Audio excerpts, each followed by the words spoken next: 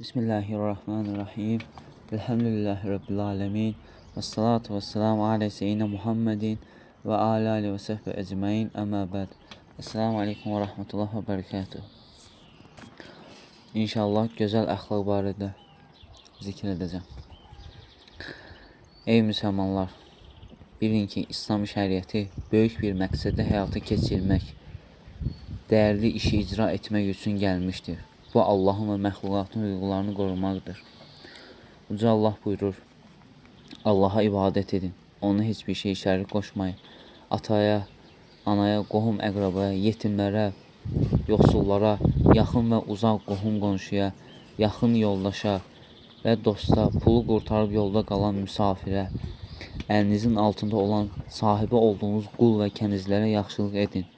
Həqiqətən də Allah özünü bəyənənləri, lovğaları edənləri sevməz. Nisa suresi 36-cı ayət.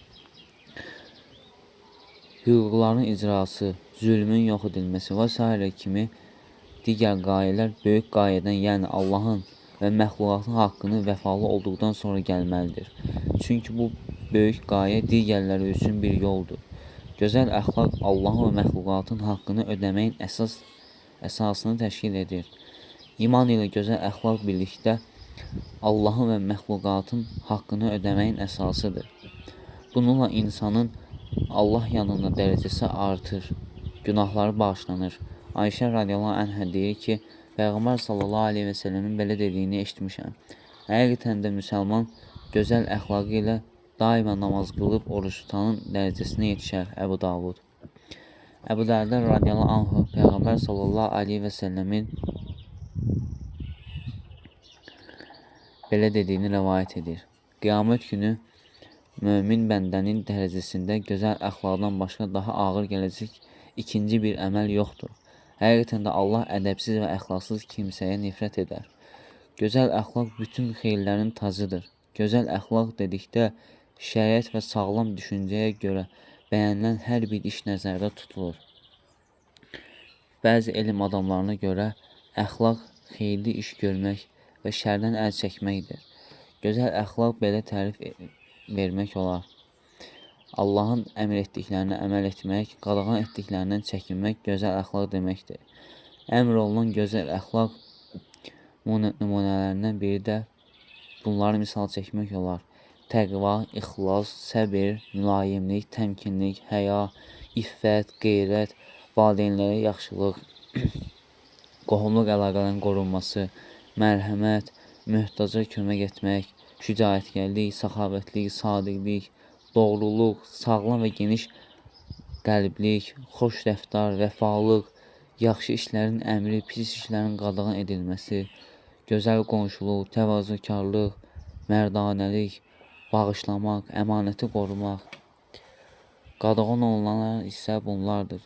Hiləgərlik, xəyanət, satqınlıq, yalançılıq, pis və xoşa gəlməz işlər, murdar iskilər, qidalar, yalan, böhtan, cimrilik, paxıllıq, xəsislik, riyakarlıq, təkəbbürlük, lovğalıq, zülm, düşmənçilik, nifrət, aldatmaq, həsəd və s.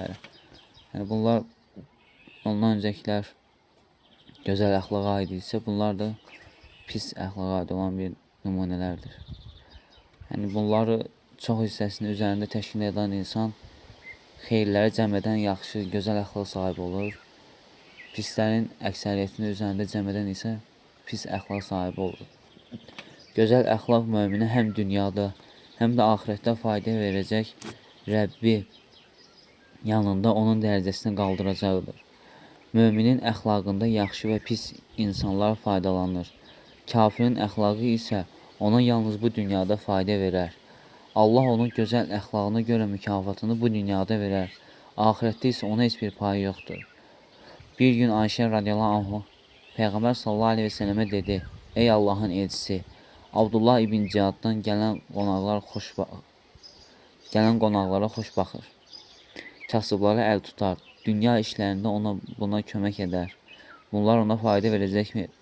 Peyğəmbər sallallahu aleyhi və səlləm dedi: O bir gündə olsun, ey Rəbbim, qiyamət günü günahlarımı bağışla deməmişdir. Müslim. Uca Allahın əzəmətli kitabında hər bir gözəl əxlağı əmr etmiş, hər bir pis əxlağı qadağan etmişdir. Peyğəmbər sallallahu aleyhi və səlləm sünnəti də hər bir gözəl xüsusiyyətləri əmr etmiş, pis xisləti qadağan etmişdir. Bu mənada olan ayələr həddindən çoxdur. Deyəcəyimiz ayələr bizə kifayət edər. Açıq və gizlin pis işləri yaxın düşməyin. Açıq və pis işlərə yaxın düşməyin. Ənam surəsi 151-ci ayə. O müttəqilər ki, bolluqda da, qıtlıqda da malların yoxsulları xərcləyər, qəzəblərini udar, insanları günahlarından keçirərlər. Allaha yaxşılıq edənləri sevir. Ali İmran surəsi 134-cü ayə. Sən bağışlama yolunu tut, yaxşı işləri görməyə əmr et, cahillərdən üz döndər. Ərraf surəsi 199-cu ayə. Səbr et, sənin səbrin yalnız Allahın köməyi ilədir. Nəhl surəsi 127-ci ayə. Yaxşılıqla pislik eyni ola bilməz. Ey mömin kimsə, sən pisliyi yaxşılıqla dəf et. Belə olduqda aranızda düşmənçilik olan şəxsi sanki yaxın bir dost görərsən. Fusırlar surəsi 34-cü ayə. Pisliyin yaxşılıqla dəf edilməsi qəzəbi səbirlə, cəhaləti elmlə, xəsisliyi cömərliklə, cəzayı bağışlamaqla cavab verməkdir. Sənə tabe olan möminlərin qanadın altına al. Yəni onlarla yumşaq davran, nəzakətlə rəftar et, köməklərinə çat. Şuara surəsi 215-ci. Biz bu axirət yurdunu yer üzündə təkəbbür etməyənlərə və fitnə fəsad törətməyənlərə qismət edərik. Ən gözəl aqibət ancaq Allahdan qorxub pis əməllərdən çəkinənlərindir. Qasas surəsi 83-cü ayə. Rəhmanın əsl bəndələri o kəslərdir ki, onlar yer üzərində təmkinlə, təvazökarlıqla gəzər. Cahillər onlara söz atdıqları zaman onları incitməmək üçün salam deyərlər. Onlar gecəni Rəbbi üçün səcdə və qiyam, namaz içində keçirərlər və belə deyərlər: Ey Rəbbimiz, cəhənnəm əzabını bizdən soğuşdur. Şübhəsiz ki, onun əzabı həmişəlikdir. Doğrudan da o nə pis məskən, nə pis yerdir. Onlar mallarını xərclədikdə nə israfçılıq, nə də xəsislik edər. Bu ikisinin arasında orta bir yol tutarlar. Onlar Allah'a yanaşı başqa bir tanrıya ibadət etməz, Allahın haram buyurduğunu cana nahaq yerə qıymaz, onu öldürməz, zina etməzlər. Hər kəs bu işləri etsə cəzasını çəkər. Furqan surəsi 63-68-ci ayə. Ey iman gətirənlər, əhdlərə sadiq olun. Maidə surəsi 1-ci ayə. Peyğəmbər sizə nə verirsə, onu götürün. Nəyə qadağan edirsə, ondan əl çəkin. Həşr surəsi 7-ci ayə. Əbu Umamə radiyallahu anh Peyğəmbər sallallahu aleyhi ve sellemin belə dediyini rivayət edir. Mən əxlaqı gözəlləşdirərkən kimsəyi cənnətin ən yüksək mərtəbəsində ev vəd edirəm. Əbu Davud. İbn Məsud radiyallahu anh Peyğəmbər sallallahu aleyhi ve sellemin belə dediyini rivayət edir. Sizə cəhənnəm ateşinə düşməsi, yaxud cəhənnəm ona haram olacaq kimsələr barəsində xəbər verirmi? Cəhənnəm ateşi insanlara yaxın, mülayim, xoş və gözəl əxlaqlı kimsələrə haramdır. Tirmizi.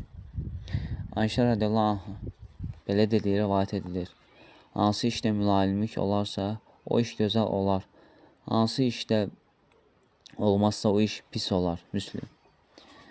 Nəvas ibn Səhman radiyallahu anh deyir ki, mən Peyğəmbər sallallahu aleyhi ve sellemin yaxşı və günah işi haqqında soruşdum. O dedi, yaxşı iş gözəl əxlaqdır, günah isə ağlına gəlib digər insanların onu bilməməyini istədiyin işdir.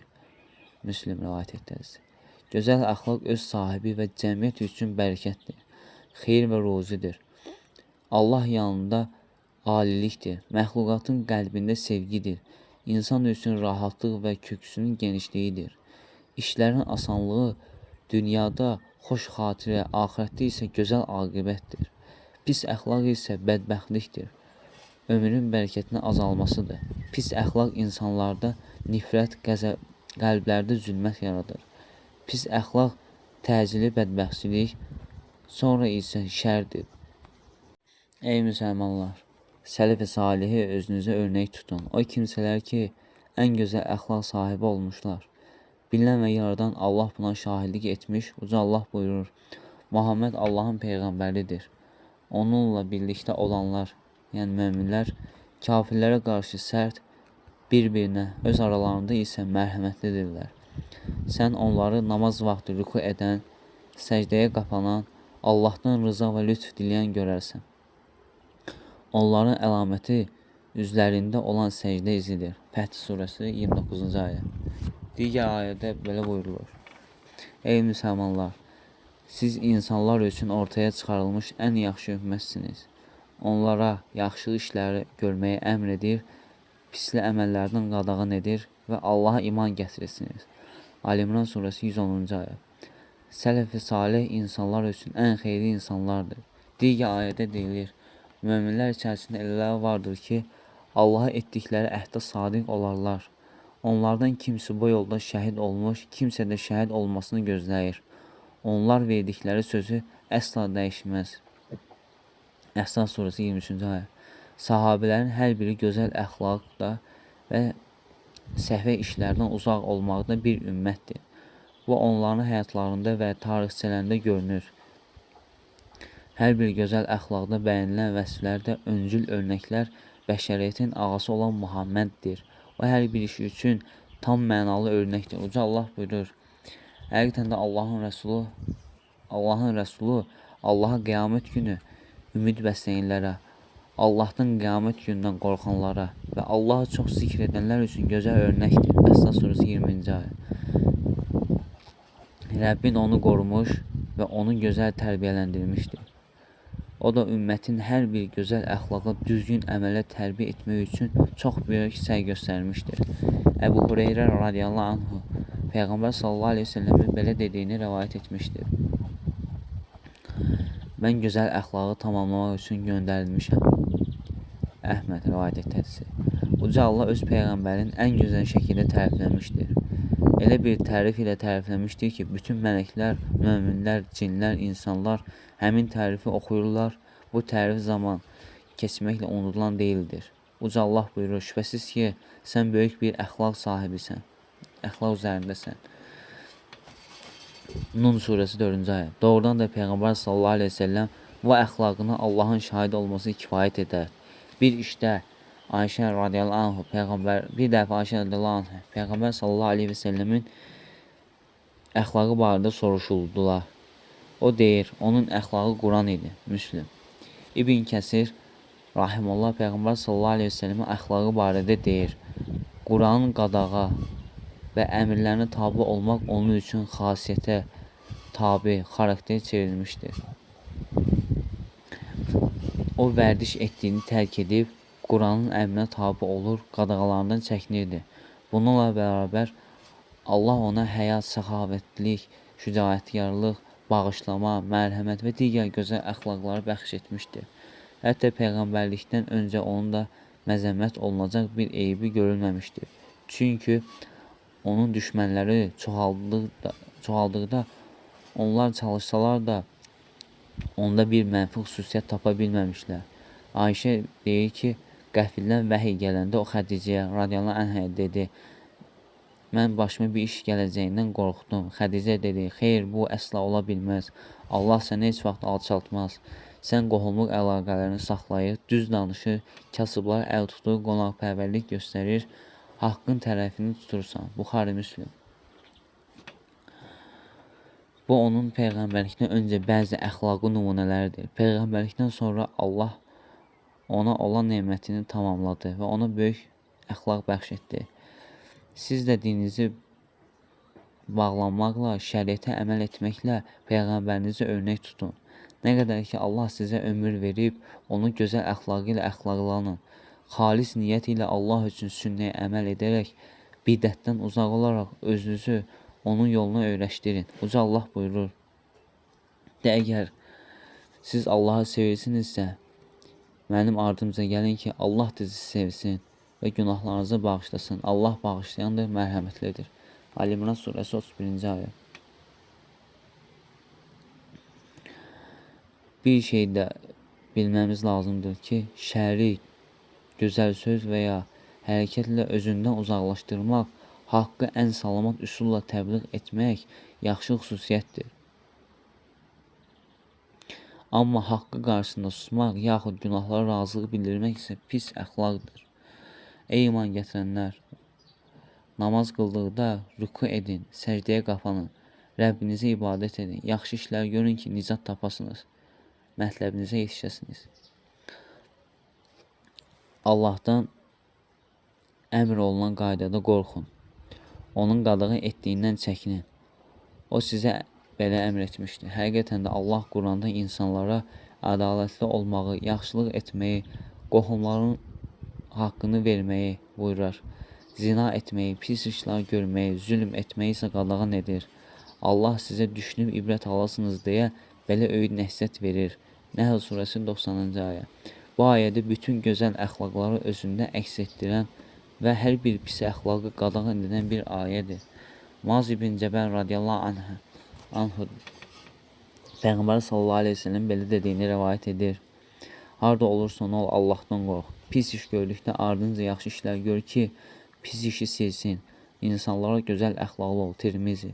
Əbu Hüreyrə radiyallahu anh rəvayət edir ki, insanları daha çox cənnətə salan əməl haqqında Peyğəmbər sallallahu aleyhi ve sellemdən soruşdular. Və o dedi, Allah qorxusu və gözəl əxlaq.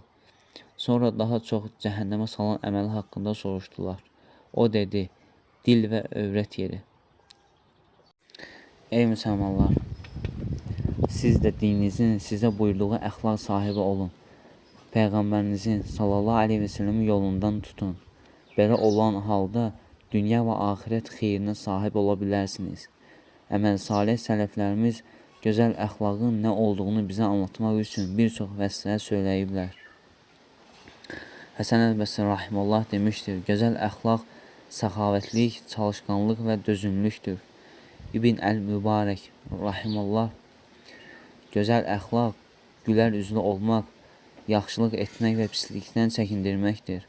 Əhməd ibn Həmbəl rahimullah, gözəl əxlaq qəzəblənməmək, nifrət etməməkdir. İsaq ibn Rüveyn rahimullah, gözəl əxlaq gülər üzlü olmaq və qəzəblənməməkdir. Əl-Vasiti rahimullah, gözəl əxlaq gizlidə və aşkarda yaradanı razı salmaqdır. Əli ibn Əbu Talib, gözəl əxlaq üz xüsusiyyətlə formalaşır. Haramlardan çəkinmək, halalı əldə etməyə çalışmaq və ailəyə qarşı səxavətli olmaq. Peyğəmbər sallallahu aleyhi ve sellem belə demişdir. Kimə mülayimlikdən bir pay verilmişsə, ona xeyirdən bir pay verilmişdir. Kimə mülayimlikdən olan payından məhrum olmuşsa, xeyirdən olan payından məhrum olmuşdur. Qiyamət günü müminin tərəzisində ən ağır gələn şey gözəl əxlaq olacaqdır. Həqiqətən Allah kobud və təhqiramiz sözlər danışan adamı nifrət edir. Sələflər deyərdi, İbn Qudam rahmanullah demişdir, gözəl əxlaq xeyir əhli ilə yoldaşlıq etməklə əldə oluna bilər. Çünki insan təbiəti oğrudur. Yaxşı da oğurlayır, pisi də. Süfyan əs-Səvri rahmanullah demişdir, deyirlərdi ki, gözəl ədəb əxlaq Rəbbinin qəzəbini söndürür. İbn Hibban rahmanullah demişdir, əsl gözəllik gözəl əxlaqdır. Kimdə gözəl əxlaq yoxdursa, gözəlliyi yoxdur. Həsən əl-Bəsri rahmanullah deyib, oturduğun zaman dinləməyə, danışmaqdan həris ol. Gözəl danışmağı öyrəndiyi kimi gözəl dinləməyi də öyrən və heç kəsin sözünü kəsmə. Digər elm adamları isə deyirlər ki, gözəl əxlaq qəzəbini boğmaq, gülər üzlü olmaq, bağışlamaq, müsəlmana və ya əhd bağlayan qeyri-müsəlmana əziyyət verməməkdir. Gözəl əxlaq sahibi xəsis deyil, səxavətli, qorxaq deyil, şücaətli olar. Peyğəmbər sallallahu aleyhi ve sellem qiyamət günü bəndəni ən dəyərli və tərəzinin gözündə ən ağır əməli olan gözəl əxlaqdır. Sözü ilə gözəl əxlaqla böyük dəyər verilmişdir. Əbu Dərdə radiyallahu anh, Peyğəmbər sallallahu aleyhi ve sellem belə dediyini rivayət edir. Tərəzidə ən ağır əməl gözəl əxlaqdır.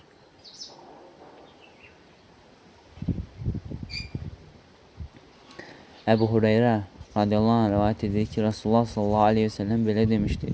İki xislət var ki, onlar münafiqdə cəm ola bilməz. Gözəl əxlaq və dini başa düşmək.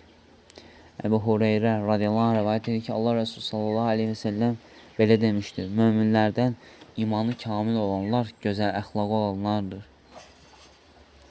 Burada gözəl əxlaq deyəndə, yəni Allaha qarşı, Muhammed sallallahu aleyhi ve sellemə və onun sahabələrinə qarşı, onun əhli beytinə qarşı, möminin öz valideynlərinə qarşı, həyat yoldaşlarına qarşı, uşaqlarına qarşı, sonunda bütün məxluqata qarşı əxlaqlı olanıdır. Abdullah ibn Amr İbn As radiyallahu anh rivayət edir ki, Allah Resulü sallallahu aleyhi ve sellem belə demişdir: əgər 4 şey səndə olarsa, o zaman dünyadan sənə nəsə çatmasa, sənin üzərinə bir şey düşməz. Əmanəti qorumaq, düz danışmaq, gözəl əxlaq və haram yeməkdən çəkinmək. Əgər bir insan dünyada bu 4 şeyə çatıbsa, o zaman başqa şeylərin çatmaması insana zərər verməz. Əbu Zər Əl-Ğifar radiyallahu anh rivayət edir ki, Allah Resulü sallallahu aleyhi ve sellem belə demişdir ona: ey Əbu Zər, səni iki əmələ yönəldimmi? Onlar kürəkdə daşıması üçün yüngül, amma mizanda isə başqasına ağırdır. Dedim, bəli ya Resulallah. Allah Resulü sallallahu aleyhi ve sellem dedi: o zaman sən gözəl əxlaqlı olmaq və uzun uzadı susmağı düşər. Muhammedin nəfsi əlində olan Allaha and olsun ki, məxluqatlar bunlar kimi əməl etməyiblər.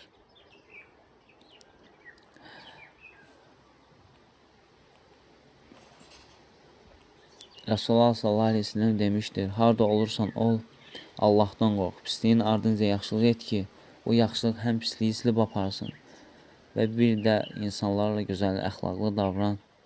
Qardaş və bacılarım, bilsəniz sahabələr və onların ardıcıları məhz Allahın və Resulünün buyurduğu gözəl əxlaq sayəsində xeyir bərəkətə nail olmuş və bu dünyada həm axirətdə böyük uğur qazanmışlar. Mən də Resulullahın bizə öyrətdiyi dua ilə hamımızın adına Allaha yalvarıb deyirəm: Allahım, bizi gözəl biçimdə yaratmışsan, əxlaqımızı da gözəlləşdir. Allahım, bizə ən gözəl əxlaq nəsib et. Onun ən gözəlini ancaq sən bəxş edə bilərsən. Onun pisini bizdən uzaq et.